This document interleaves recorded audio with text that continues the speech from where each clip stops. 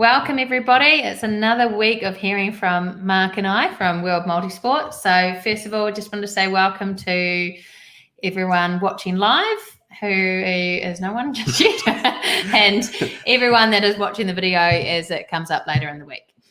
I also wanted to give a shout out to our Taranaki crew who are at the local quiz night raising money for one of our local schools. Unfortunately, I am here, so I couldn't attend, even though I did ask very nicely to postpone this broadcast so that I could go to quiz night. But instead, we are talking about the benefits and not benefits of group training, the pros and the cons, aren't we, Mark? Who stopped you from going to quiz night, Suz? Well, you did. I rang you up and said, could I go to quiz night? And I said no. Okay, because this is... That's how you stop me doing anything. Yeah, true. Yes. So, yeah, we are talking about the pros and cons of group training. And, yes, there's some interesting, even some science behind it. So we'll go into that tonight. And, hopefully if you are thinking about getting into a group but a little bit hesitant, tonight's session might help you make a decision that's right for you. So that's our certainly our intention tonight. That's right. I was waiting for you to say something. Oh, well, I'd say pretty much if you're in Taranaki, this might be the last thing that pulls you across the line and gets you along to some group training sessions. It could be. That's if we say something positive. Yes. But certainly, look, as a coach, I love the energy of group sessions that they provide. I get really excited coaching group sessions. And my first experience in any group exercise environment was as a PT instructor at the police academy when I was a police officer back in the mid-90s in Queensland. And we used to do boxercise classes and running classes and fitness classes. And I absolutely loved it. But it was a different brief back then. And our job was to try and break the recruits, to make them vomit, make them collapse. And it was kind of sadistic in a way. Well, initially you tried some of those approaches with age group triathletes, didn't you? And I think they didn't go too well with one particular session where you got a bit of a slap. Yeah, I have been. Punch. I got punched by a girl once for pushing too hard. So sometimes the better valor takes over me and I get a little bit too excited. But I do love the energy of group sessions. I think they are fantastic. You learn from experience, and that was a long time ago now. That was a long time ago. So I've tempered in my methods, and I tend to be a little bit more. Not always, but I do hold back sometimes. Yeah, I want to challenge people, not break them. Yeah. So what have you got for us? So tonight? I thought we'd start with the pros of group training. So why would you be part of a group, and what are some of the advantages? And the first one is the first benefit pro of group training is the dynamic of. Well, you're right. I thought it was going to stream. Sorry, that was blowing. That was for one of our sons in case he woke up from bed. We've got the iPad ready to go. I can hear him in the corner, so I was trying to put it on discreetly. I wonder what you were doing. Well, it wasn't very discreet. No, clearly anyway, not. We'll go back to being a little bit professional. I guess. I'm trying to soar with the eagles and I'm flying with the pigeon. Are you right? Please tell us what are the pros of group training. Without Bluey in the back. This is not a pro. Maybe I was just getting bored and wanted to watch Bluey. The first one is the dynamic of a group effect can have a really positive influence on how hard you push. So, in fact, the Journal of Social Sciences did a study in 2016 and they concluded that people will gravitate towards the exercise behavior of those around them. So if you're in a group exercise session and the people around you are pushing harder and giving it their best, well, then that has a natural effect on how hard you push. And that's, that I think we've all felt that if we've been in this group and it's positive and everyone's working hard, it makes you want to work harder, doesn't it? Yeah, I've experienced myself and I've seen that enough times to not need a study to tell me that, but that wasn't supposed to diss you. It pretty much sounded like it. It wasn't supposed to, but I was more saying that is clearly correct. Yes, yeah. So they've actually, concluded they did some research into it that it actually does lift you. So it makes you work harder. That's the first one. The second pro or second benefit is it provides accountability. So there's nothing better than you might say, okay, I'm going to meet, a friend there. I'm going to be at the session. So you give that commitment to someone that you're actually going to turn up and go to a session. So it holds you accountable. Whereas if you're training on your own, sometimes there's not always that level of accountability to get up. Sounds like we've got a visitor. Oh, he's all right. Training on your own doesn't have that level of accountability that a group training session can provide. That's right. The third pro or the third benefit is the feedback you get from a coach. So you're getting coaching feedback, whether, if it's in triathlon, swimming, biking, or running, you might be getting some technical guidance and expertise on how to move better and, what the session is. And so you get a better training effect. At the end of the day, that's what's going to help you improve. So if you're going to go along to group training sessions, you want to get better, and certainly having the coaching feedback will do that. I think that's not just technique as well. I think a good coach can help you push your boundaries. So recognize, a lot of people I see training, they don't have that self-belief. And sometimes a coach and being in a group can give you that belief that you can actually go faster or longer or harder. Yeah, absolutely. So it can help you find new limits. So a good coach will help challenge you. The next one is it gives you a little bit of variety in your workouts. The nature of being in a group and having a coach can design workouts based on who's there, and and the different types of people and abilities in the group can give variety. As an example, the other day at Swim Squad, we had, I've got all differing abilities in the pool, from, people that can hold sort of 110s to 115s on a 130 per 100 cycle, to those that will hold 150s to 155 on a 2-minute cycle. So there's all varying abilities. And one way I did it is we had some handicap races. So the fast swimmers would, be a handicap against some of the swimmers that were slower than them, but they still both got a great workout. And I think the same thing in a group, even if you repeated your session content was the same from one week to another, you're going to feel like you got something different out of the session, depending on if there's different people there, you can have different conversations, and you're going to be pushed in a different way, depending on who's around you.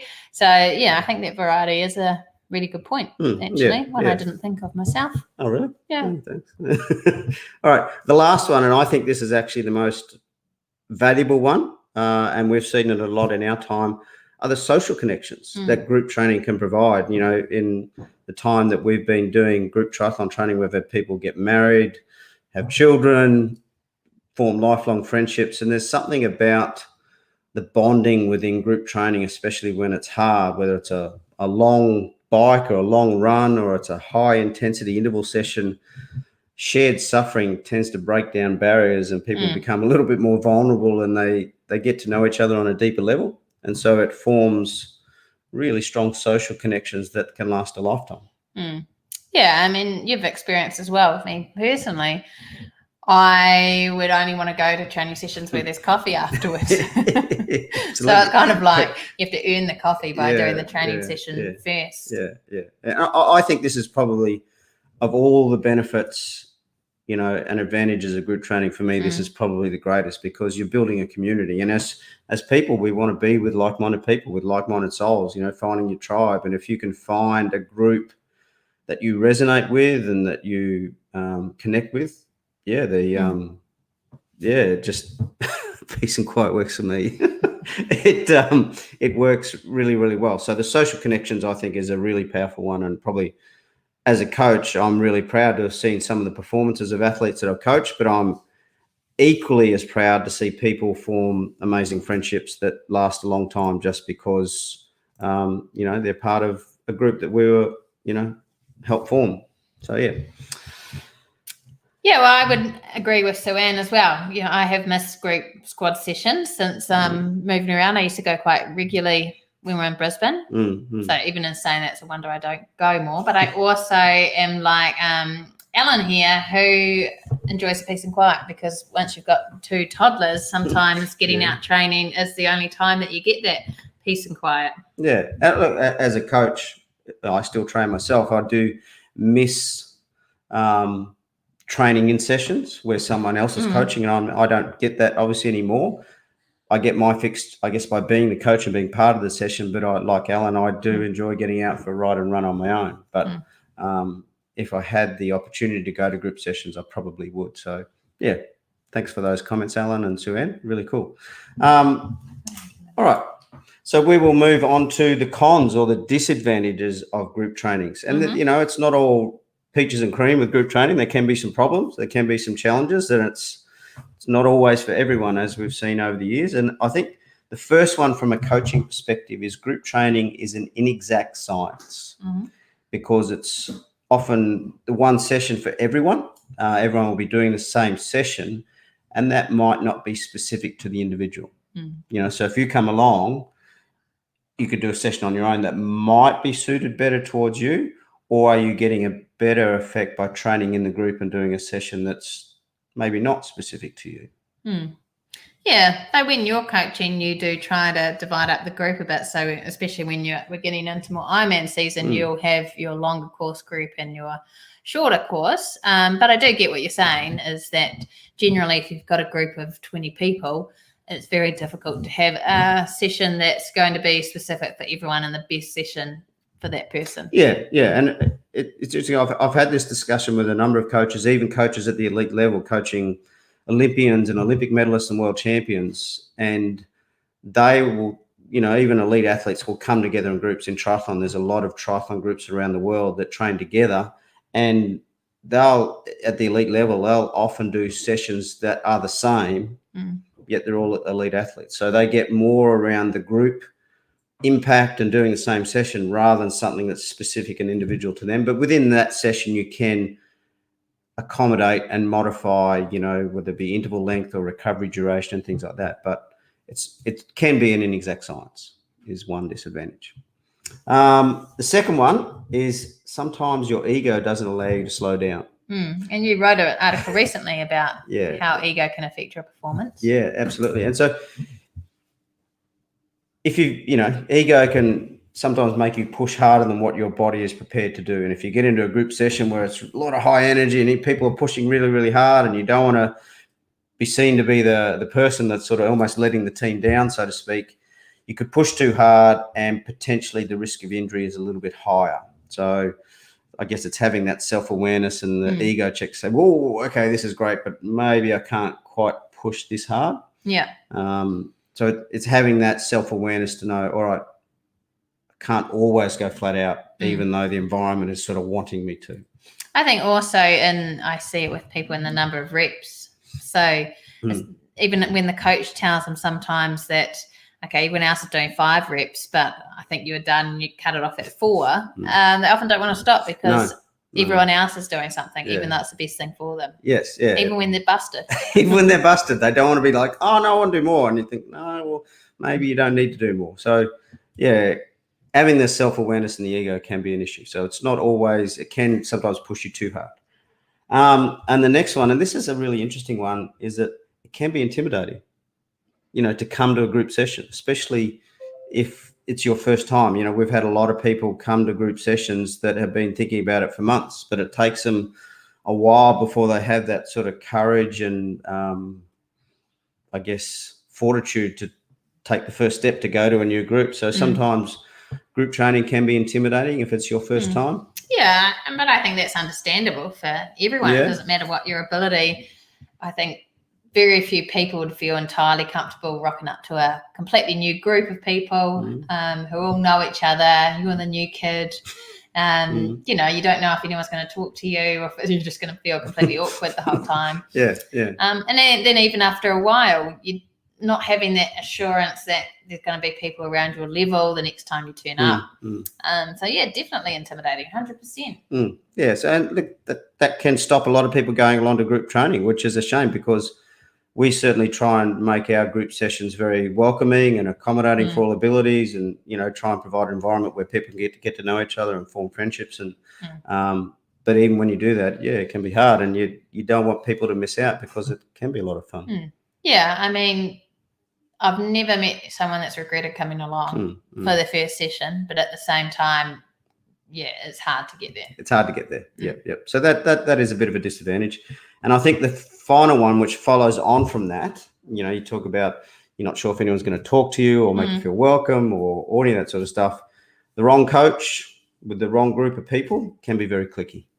You get a few bad apples who are a bit, like to talk behind people's backs and the rest of it. It can get a bit cliquey, and as a new person, it can be hard to break in and form friendships. And so as a coach, I think it's important to have that responsibility to ensure new people are made to feel welcome, introduce them, and not let these little cliquey groups form, which I've seen happen. Before I started my squad, I used to train in other squads, and yeah, I remember going along to one squad in Brisbane for months, and hardly anyone spoke to me. It was really awkward, and that was, for me, that was all on the coach. Yeah, I think if the coach isn't going out of their way to make sure that they're breaking down those barriers, that's going to happen, and it happens with everything. And it doesn't necessarily mean that those people aren't nice people, but it just means that they're not conscious enough and having that empathy to go out of their way to make a new person welcome. Yeah, and you see it with everything. In kindergarten mum, trying to get into kindergarten mum groups, and some of them feel a bit cliquey, whereas others are, quite nice and welcoming. It's human nature. And so in an exercise environment such as triathlon, swimming, riding, running, or even if it's, group PT or boxercise or spin classes, it's I think if, you see someone new come along, go out of your way to introduce yourself and say, hi, I'm Mark, or I'm Suz, welcome.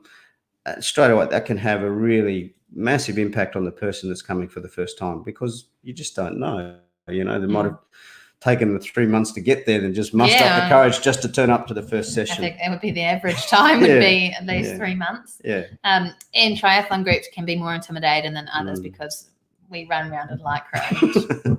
And there is a perception that it's an elite sport and the men shave their legs. Yes, I could see why people would be a bit intimidated to go along. True. But that's our take on group training, the pros and the cons. And there are some really fantastic advantages. We probably could have listed off another 5 easily, and there are some disadvantages. So I think it's important to know them. A while back, we did one of these on tips on training solo. In fact, that's our most watched video. Tips on training solo was our most watched video. So obviously there's more people training solo than in groups, I think. But if you are training solo, I would highly encourage you to become part of a group. It will improve your training. You'll form friendships. It'll mean you'll be more consistent because you'll want to go, you'll enjoy it more. Big fans of group training, and that's certainly what we're trying to do, is build a community and develop friendships. And when you get that, people train consistently, they enjoy it more, and so they get faster, and everyone wins, and change their lives for the better, hopefully. So as always, thank you to everyone that's watched, for the comments. Sue-Ann and Alan, thanks for your thoughts, really appreciate that. And those that are watching later, again, put in some more comments if you likes. So this is going to YouTube and Facebook Live. And I think, is that about all, Suz? Have I missed anything? I've just got one PS. One and PS. That's just a message to the local commentators that I don't think I rolled at Mark once tonight. So there you go. So the winner of your local competition is who said none. I'll get it after the video stops. The eye roll stop. We'll get it after the stops. All right. Well, catch you next week. Thank you. What happened there? I don't know.